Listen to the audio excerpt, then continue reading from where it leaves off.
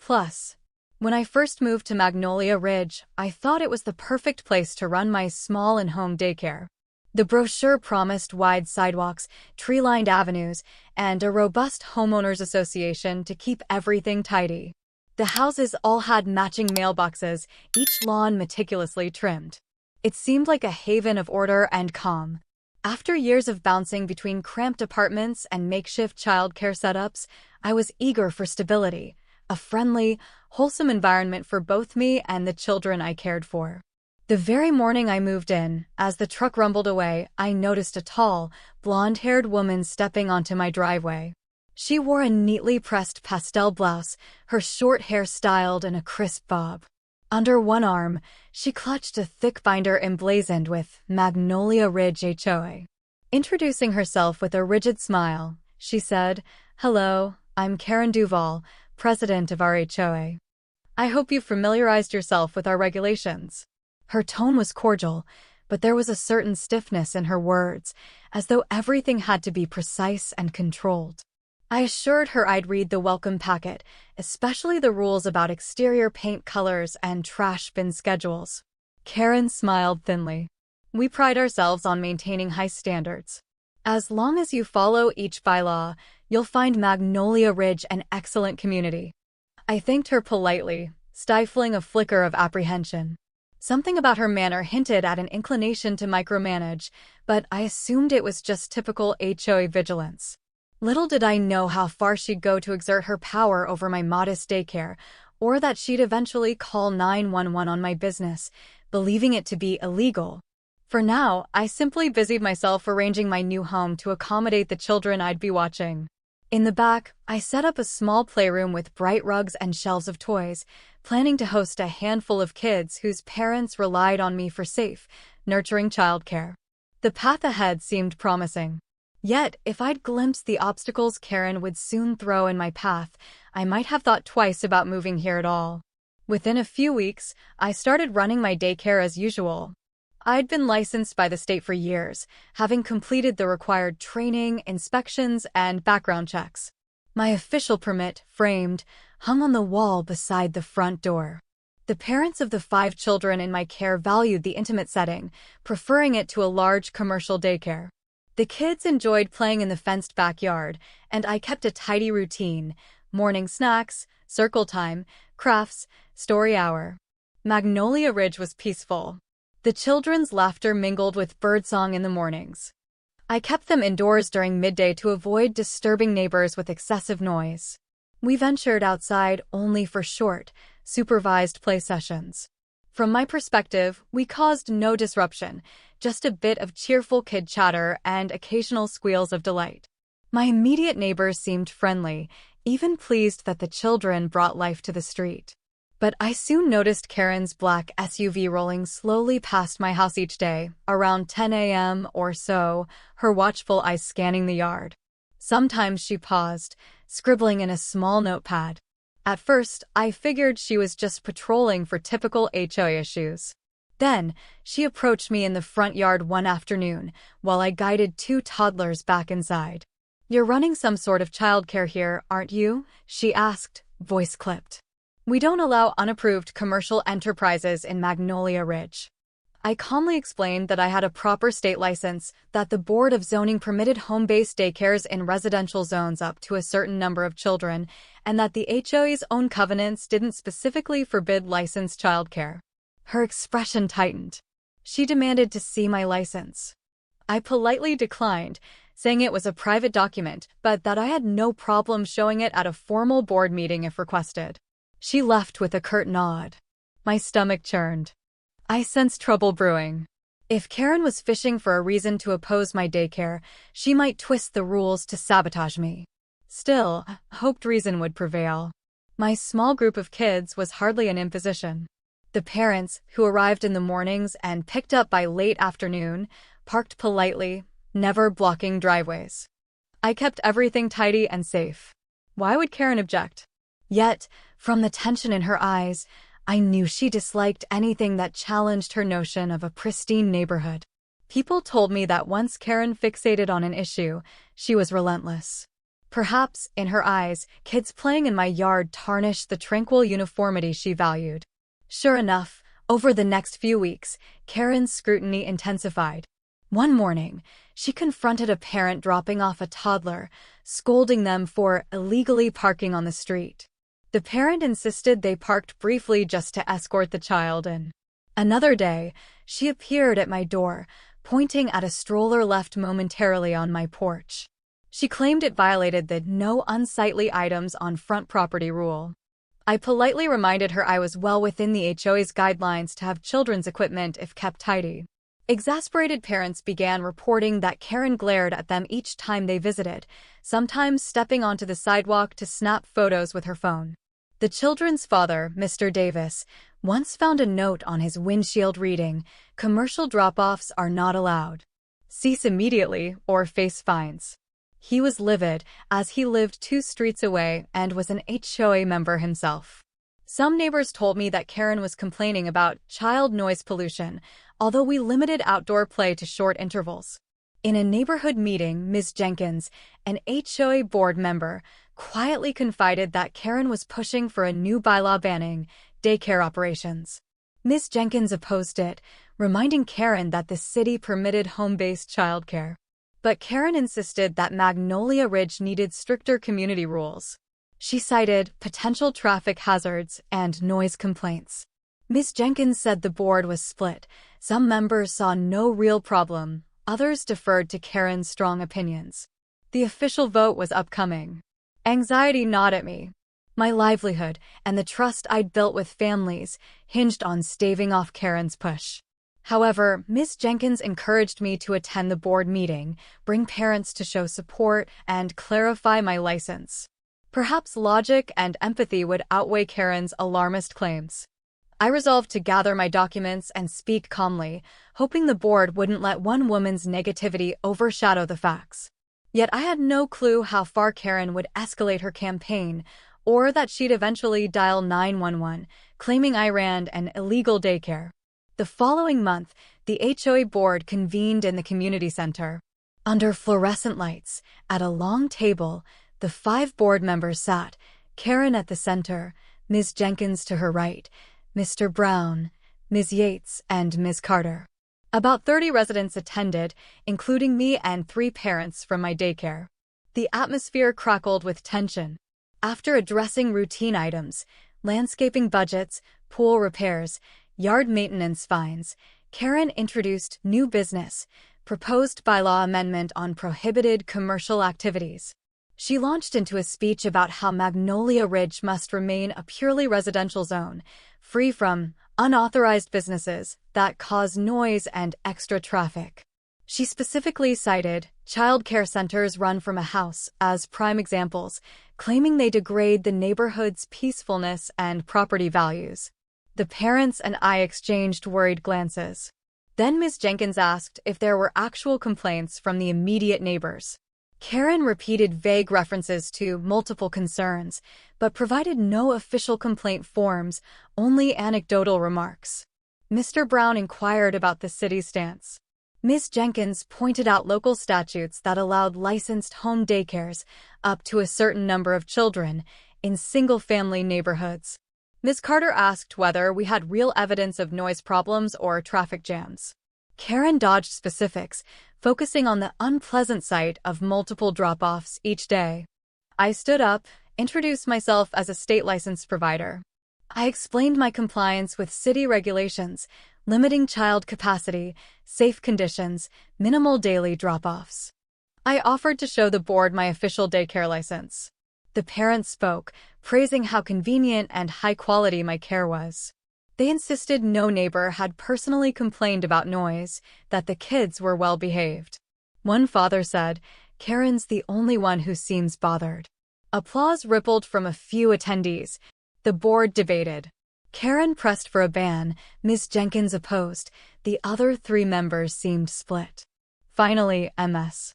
Carter proposed a compromise, let me continue, but monitor for legitimate complaints. The board postponed a final vote, scheduling a second hearing. I left feeling partially relieved. Karen's ban wasn't enacted, but she hadn't given up. Her glare, as we departed, promised she'd keep fighting. Meanwhile, the children's parents told me they'd stand by me, hoping reason would prevail. None of us guessed Karen might soon resort to calling the police, stirring a far bigger uproar. Days after the meeting, I received a surprise knock at my door. An HOA inspection team, led by Karen herself, claiming they needed to ensure no structural modifications violated the covenants. They marched through my living room, peering into my dedicated daycare space. Karen took notes on the presence of child gates, shelves of toys, a small naptime area. She frowned at everything, calling it excess clutter. I politely explained these were standard daycare supplies, all within city code. The inspection team took photos, though they gave no official justification beyond "Karen wants records." The parents dropping off children grew uneasy, seeing pictures taken without warning. Ms. Jenkins scolded Karen privately for overstepping. Karen retorted that she was ensuring no unauthorized building alterations. Ms. Jenkins pressed, "It's basically some baby gates, not a structural change." Karen refused to budge. The tension soared. Some parents began questioning whether they should risk confrontation, but the kids had nowhere else to go. I urged them to remain calm.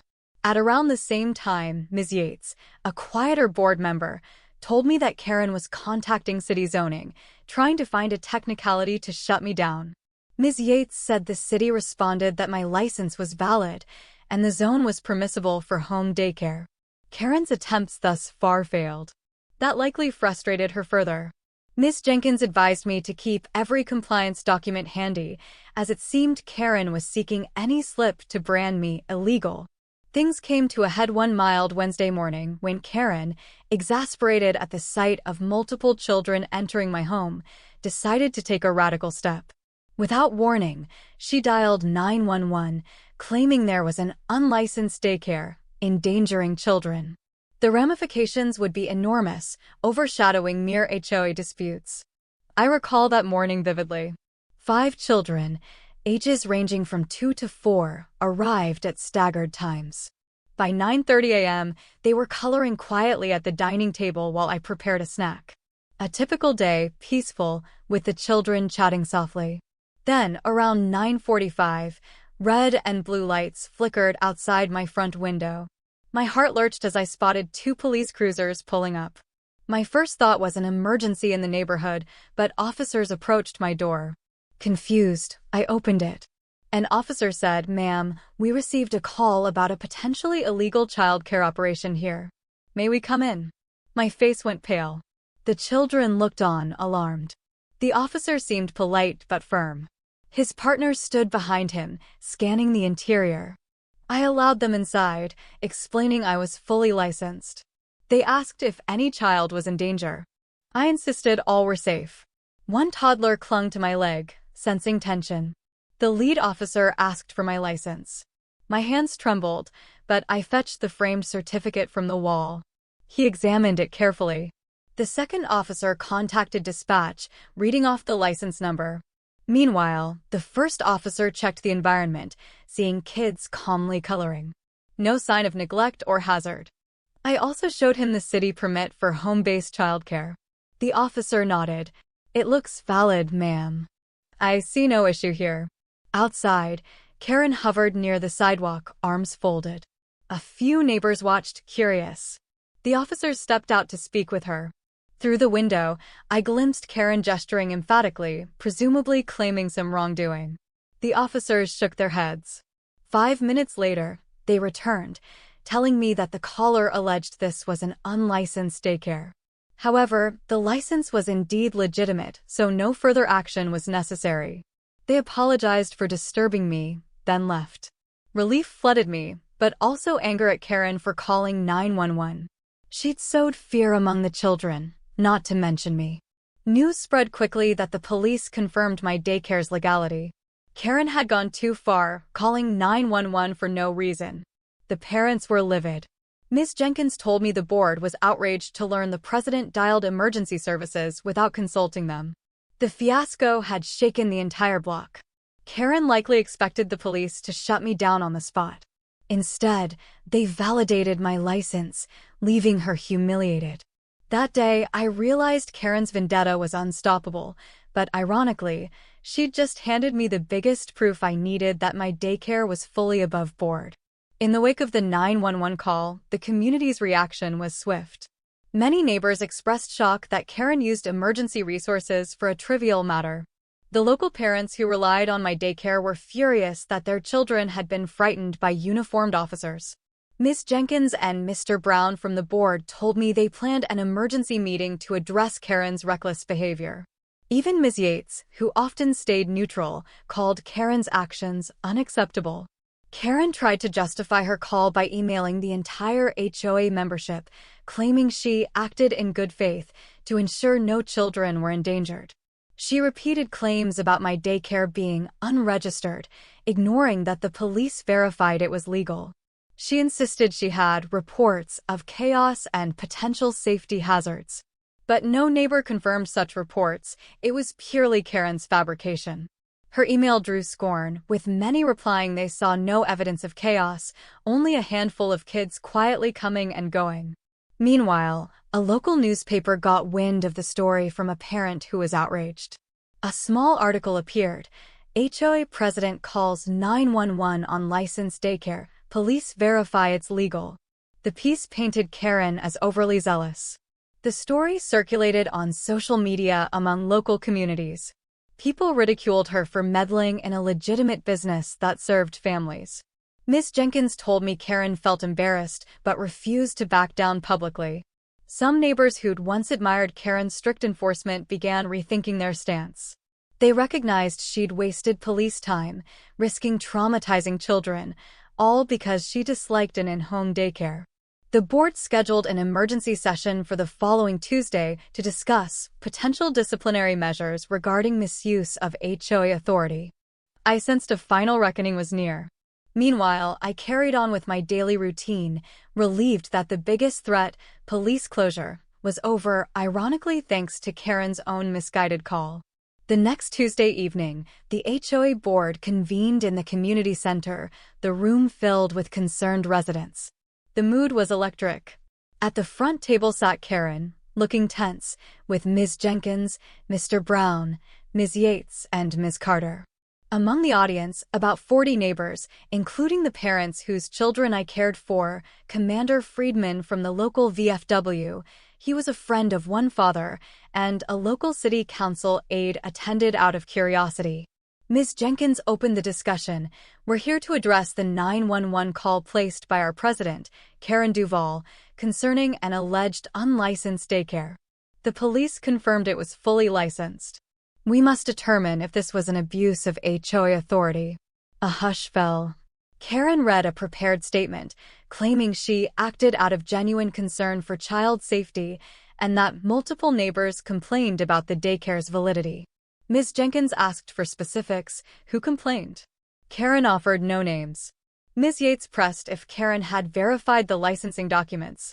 Karen sidestepped, repeating her stance that I saw children dropped off daily. I believed it was an unregulated commercial operation. Then Ms. Jenkins invited me to speak. Heart-pounding, I explained how I provided childcare for 5 local families, all abiding by city and state regulations with a posted license. The police verified everything. The kids were never in danger, and no real neighbor complaint existed.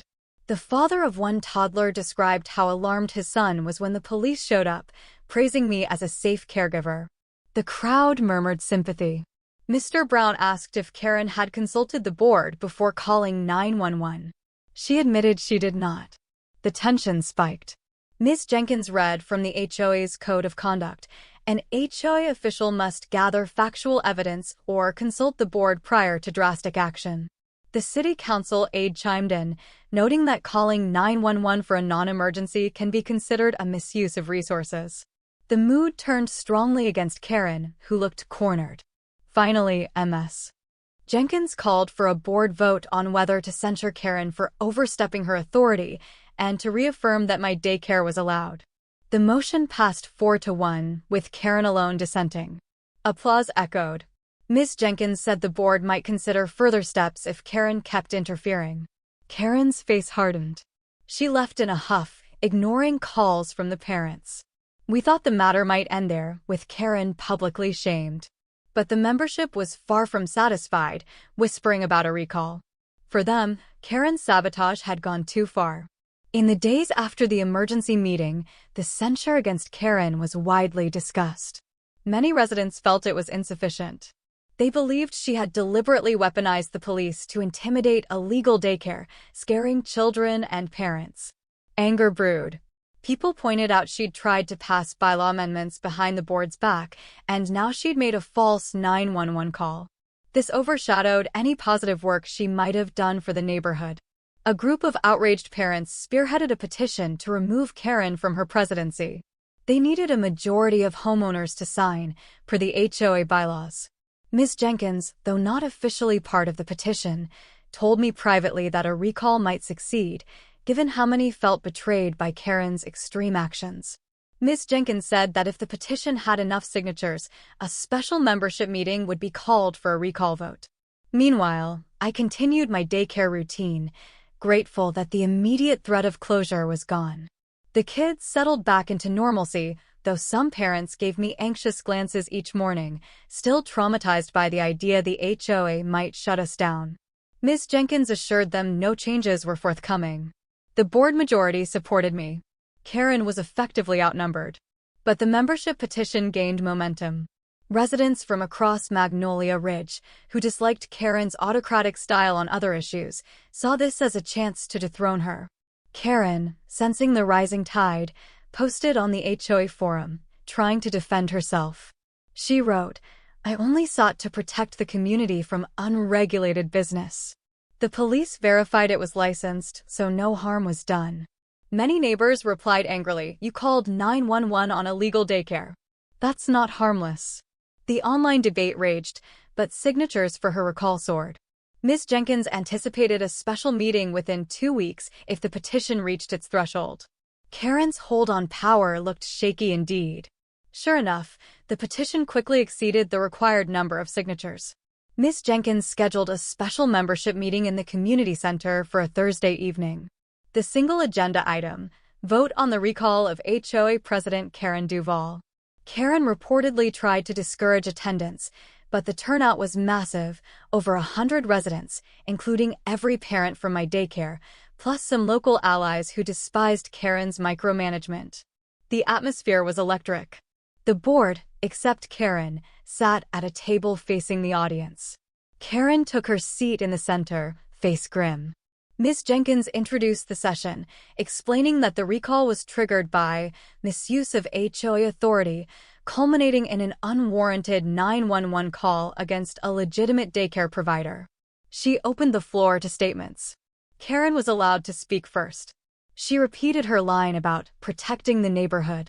She insisted the daycare's presence was never officially sanctioned in the covenants.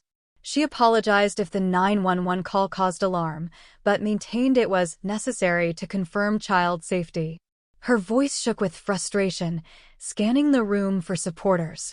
A handful of her loyal rule enthusiasts nodded, but the majority glared. Then Ms. Jenkins gave me the microphone at the parents' urging. I calmly recounted the emotional impact on the children, describing how uniformed officers startled them, how parents had to reassure them it was safe. I again displayed my valid license. Next, the father of a toddler recounted how his child had nightmares about police taking mommy away, triggered by the incident. Another mother demanded to know why Karen never reached out to verify licensing before calling 911. The crowd murmured agreement. Finally, Ms. Jenkins announced a membership vote by secret ballot. Yes, for removal, no, to keep Karen. While votes were cast, Karen sat stiffly, arms folded. Whispered discussions hummed. The tension soared until Ms. Jenkins hammered the gavel, calling the room to order.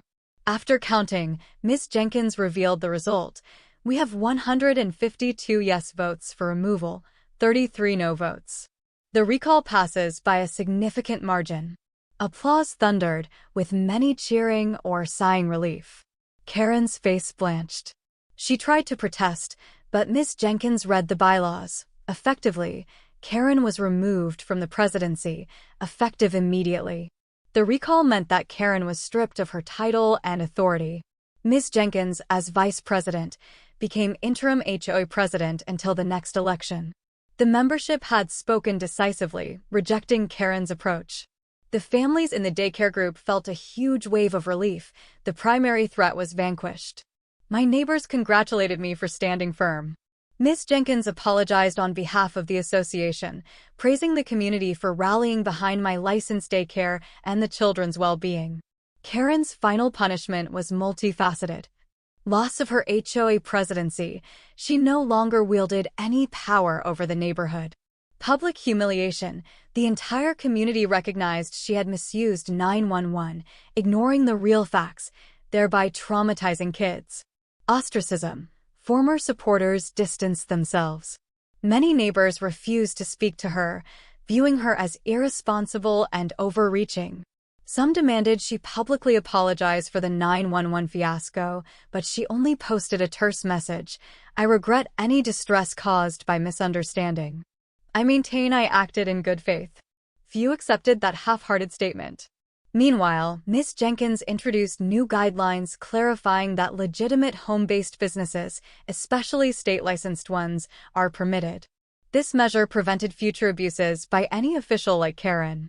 She also included a courtesy clause for neighbors to ask questions before taking drastic measures. Ms. Banks, a neighbor who'd also faced Karen's earlier wrath for a minor landscaping infraction, told me, "It's poetic justice that the entire community rose up when the children were threatened." Indeed, Karen's downfall came swiftly once she targeted a cherished service. Freed from her tyranny, Magnolia Ridge blossomed into a more welcoming environment, allowing me to focus on nurturing the kids rather than fending off petty harassment. In the wake of Karen's ouster, the mood in Magnolia Ridge brightened noticeably. Parents dropped off their children at my daycare with ease, no longer fearing an HOA official prowling around with a phone camera. The kids played outdoors with an air of unburdened joy. Linda, one mother, remarked how the entire fiasco showed the strength of neighbors uniting behind a just cause. "We stood by you because we believed the children's well-being trumped any petty rule arguments." Ms. Jenkins found ways to quietly unify the neighborhood. She encouraged community-building events, from a small potluck at the pool area to a fall festival. The board re-emphasized courtesy and communication over strict enforcement. No major controversies arose, with Ms. Jenkins leading by example. The memory of Karen's meltdown persisted as a cautionary tale. No single HOA president should have unchallenged power.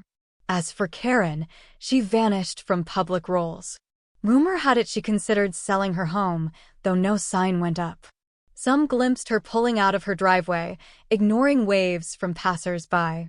Perhaps she felt too ashamed to remain active in a community that had so publicly rejected her leadership. The local paper's short column referencing HOA official calls police on a fully licensed daycare didn't help her reputation. My daycare thrived. Freed from Karen's sabotage, I expanded slightly, adding one more child. The children, unbothered by adult drama, continued their crafts and circle time, forging friendships. Each day ended with parents picking them up, smiling at how well they were adjusting. The fiasco ironically strengthened their trust in me. If I could withstand an unwarranted 911 call, my dedication to the kids must be sincere. And so, Karen faced her deserved punishment: dethronement, social isolation, a tarnished legacy. She discovered that no matter how fervently one tries to impose arbitrary control, a community's compassion can override such pettiness. The final chapter of her reign ended not with a triumphant endorsement, but with a stark reminder that an HOA's purpose is to serve neighbors, not terrorize them. For me, the greatest reward was seeing the children's laughter resume, unthreatened, unstoppable, a testament to resilience when reason and empathy prevail over fear. Ending with Karen punished. Karen's fate was sealed the moment she misused 911 to attack a legitimate daycare. By the time the membership voted, her leadership crumbled under widespread disapproval. No longer president nor respected, she faded from community life, paying the price for her overreach. Indeed, In Magnolia Ridge, the children's joy outlasted her tyranny.